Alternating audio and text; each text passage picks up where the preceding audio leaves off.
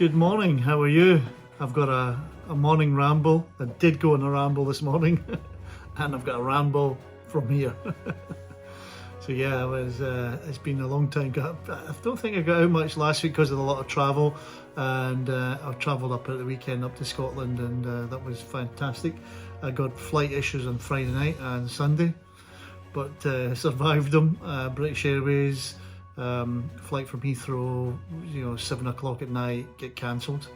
That was on the Friday, so I found one at 5 o'clock, so I had to pack up early and head to the airport. And then on Sunday, we got told on Saturday night that our Sunday flight was cancelled as well, and the only flight we could get was an earlier one at 12 o'clock, so it cut the whole weekend short. So it was a bit disappointing, but there's nothing you do. You can't get frustrated, you just got to put up with these things. But it was a fantastic time up in Glasgow, seeing my son, my daughter and my grandsons, 2 of them, and my son-in-law. So it was fantastic, and my son's girlfriend. So yeah, fantastic. It's filled me up with love and happiness, and I need to do it more often. So yeah, getting up there. We went to the Botanic Gardens with everyone, and which was on a beautiful day. It's just great. The kids can run around, and their granddad can chase after them. I don't normally run, but I ran a lot after my grandson. It didn't feel at all puffed, so it was quite good exercise for me. I'm thinking, a bit late to take up running, I think, at my age, but it's nice to see my lungs still work. And also bought some balloons for them, and of course, as they're going around the Botanic Gardens, they get burst on the cactus. Yay, didn't last very long. But at least I taught them the ability to give to charity, because I gave them each a little £2 coin, and they said, "Okay, can you look after it for me, Granny?" So she held on to it, and then we went round, and there was I think it was a Rotary charity, and can I have a balloon? Yes, but you'll need to pay for it. Okay, go and get the money from Granny, and then come up and pay. So that whole process for a 2-year-old and a 3-year-old is obviously quite useful to teach them. They can't just get anything they want; they have to get the money in the pocket. So yeah, it was fantastic, and the food was amazing. Steak pie. I mean, we don't get steak pies down here, just straight from the butcher, and that was lovely. And then on Sunday morning, square sausage with little round bits of haggis in one of them and black pudding in another. I mean, come on, Scotland's cuisine is amongst the best in the world. Well, I actually had on the way up, I had a Gordon Ramsay. So I had his a burger, Gordon Ramsay, but big thick thing. So yeah, it was all in all. Actually, and you know what? Even though that food doesn't sound great, I lost 2.5 pounds for some reason, presumably because of all the walking. So over the weekend, I not only ate some fantastic cuisine, but I lost weight. So that's great. Sorry, I thought that was a knock at the door, but it's the washing machine going off in the utility room. Just triggered me mid-flow. So I mentioned last week that it's just lots of things going on, something better change. I actually created a little podcast about it, and played the Stranglers' Something Better Change on my Lomond Radio podcast, and something better change. Now I also have seen some activity already, so again, it's one of these things, you've got to put it out there for things to happen, and sure enough, put that out. And then today, going back in the office, we're going to get things. There's actually, we're going to focus on a particular thing that is actually going to force change one way or another. So it's black and white. Change will have to happen after this activity happens. And externally in my yacht world, I've had 2 solid inquiries on that side as well. So what a weekend. But that it's one of those things that if I get frustrated, I put it into energy that comes out, and I start moving on. I do the right things, and somehow it works for me. So it's almost like I have to get frustrated it's almost like getting frustrated is a good point in my life when I get to that point where I think, maybe it's boredom, maybe it's frustration of doing the same thing all the time. A bit like Groundhog Day. I'll watch that movie all the time just to get myself triggered out of a Groundhog Day. It's something like that, but when you get into that, it's almost exciting because I know that something will happen when I get into that phase. So it's like I'm getting a bit angsty, but I know something will come out of that, and sure enough, it has started. It's not where I want to be yet. There's still lots to happen, but at least I'm triggering something after a nice weekend away. This book could fix your life was the one. Where is it? Can't find it. No, it's not at hand. I had it at hand earlier, but yeah, this book will fix your life. I started reading it. I read half of it up in the journey. I mentioned it last week in a video. Now that's a great book. I really enjoy it. I mean, if nothing, it clears the cobwebs in your mind. It's possibly something you know about, but it covers the 4 areas of things you can change in other people, or change your environment or whatever, things that change yourself. So it's not just a self-help book. It's actually more or less, it's a book that tells you more about things that you should be thinking of as you're reading through it. You think there's a section on love. Yeah, that's fine. I'm in love. I don't need that section. I'll move on to the other section, which is more about the areas that I find as a weakness. Now, making friends with technology was one of the areas in the book, and which is, I didn't expect this, but it was actually saying that social interaction is good for our health, especially if you're working from home. You've got to do more for social interaction, there's a number of apps that I had never heard of: Up Habit, Plum Contacts, Dex, Garden, Levitate, Monoroo, Clay, and Hippo. I've never heard of them. I mean, it's a new book, so these must be sort of around fairly recent apps. But these tend to actually remind you of certain people who you've maybe forgotten about contacting for a few years, or remind you of someone that their birthday's coming up or whatever.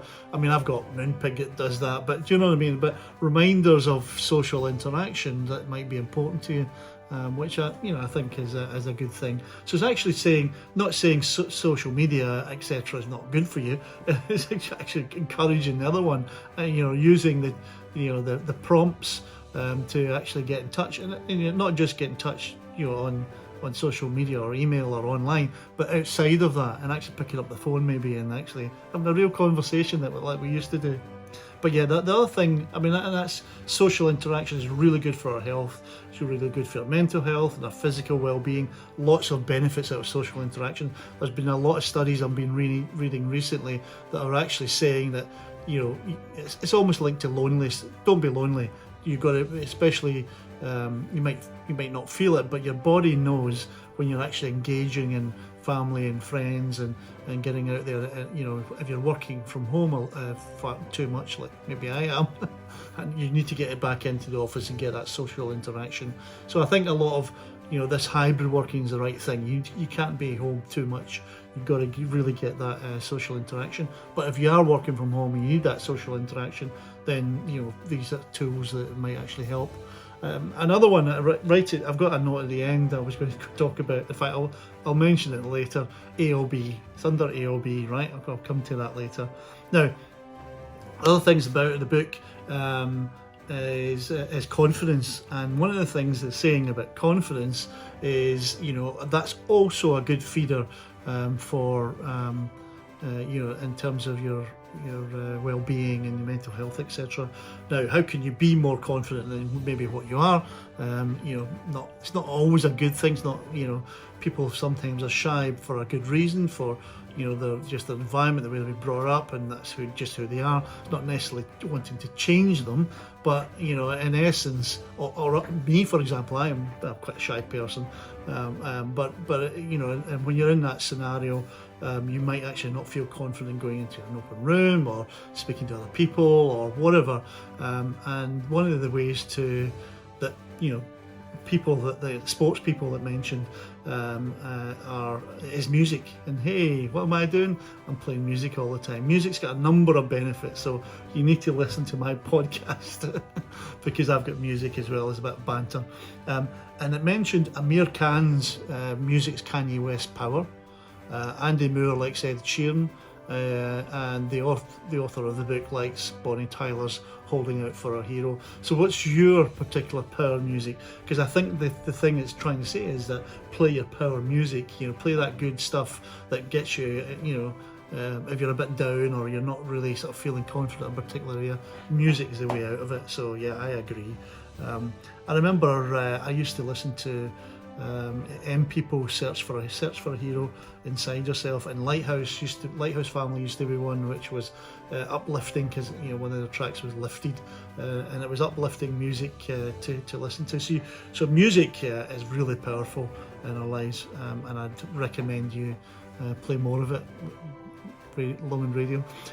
Another thing, there's a survey of Hong Kong students, and they reckon the following three were their go-to bits of music: Queen, We Will Rock You, Get Ready for This, 2 Unlimited, what you think of Get Ready for This, and the last one is In Da Club by 50 Cent. I don't really know that one, but I'll need to listen to it. It was a study of 4,000 people. Sorry, that's the next point I've got to make was a study of 4,000 people from 20 to 80 found that personality is less stable in young adulthood and also after the age of 60. So my instability, because I'm there, I'm now, I'm now 61, 62 next year, and a number of other people I mentioned, like George Clooney, Hugh Grant, Barack Obama.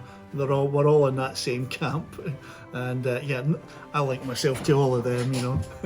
They've done slightly better than me, but I've still got hair, whereas a lot of them don't. Changes to your environment can influence personality, since young and older adulthood are periods where people tend to experience maximum disruption to the environment. So I think my frustrations are linked to just where I am in my world. I've got about 5 more years of working life. I need to start thinking about what I'm going to do in retirement, and what other things, what am I going to do in work for the next 5 years. I don't want to just be just where I am at the moment. I need to keep moving on, and I'm still ambitious. I've still got the same head on my shoulders as I had when I was about 30. So why not? I'm not going to stagnate, and that's really the energy that that I'm trying to deliver. Anyway, lastly, AOB, as I mentioned. Now, there's a good thing, which I think is, even if you're going, this work from home versus hybrid, even if you're going into the office, sometimes you're just sitting in the office with headphones on a Zoom call. And what's the point? Do you think, what's the point of even going in if you're just doing that all day? But anyway, one of the things I find in Zoom calls is that there's a lack of interaction. It tends to be all formal. So you go from a formal meeting to a formal meeting to another formal meeting, and often what used to happen is you were in the office, and then you would go for a coffee. Meet up with John. Hi John, how you doing? How's things? What are you up to? You would find out a whole lot more that way. Did you know I was up in Scotland at the weekend there? That kind of banter. So my philosophy, my suggestion to everybody is, let's start calling at the end of a meeting AOB. Let's start calling that any other banter. Yeah. Now, I invented this, so if you hear it being used, it's mine. I've not heard it anywhere else. And it's not being used. You Google it and you won't find it. But I'm thinking you should call it AOB, any other banter, and allow that last 5 minutes of every meeting. I don't care even if it should be executives that meetings, or certainly my meetings, I'm going to start doing that. It's just saying, right, any other banter, and then allow that 5 minutes for somebody to say, oh yeah, I had a baby at the weekend. Oh, I went to Australia last week. Whatever their little bits of information. Just laughing at I had a baby. Oh, by the way, they're in on the Monday. Yeah, but do you know what I mean? Any other banter, just to allow that laughter, allow that. I mean, again, laughter produces the right the right chemicals in your body to actually get you motivated and happy again, and that's what life is all about, isn't it? It's just, you know, making sure we actually interact as humans, and just don't forget that, because otherwise, you know, we're just in these Zoom calls, and that's not what work's about. It works about human interaction as well.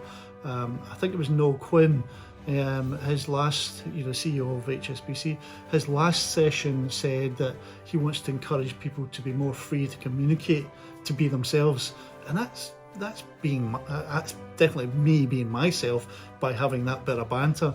And I think a lot of people like that allow those people to have, you know, just that open conversation, that human contact, and I think the world will be a better place. Hope you enjoyed the banter. Bye now. Oh, that's nice. And a bit, We shouldn't. like 50 Thank you. Beautiful.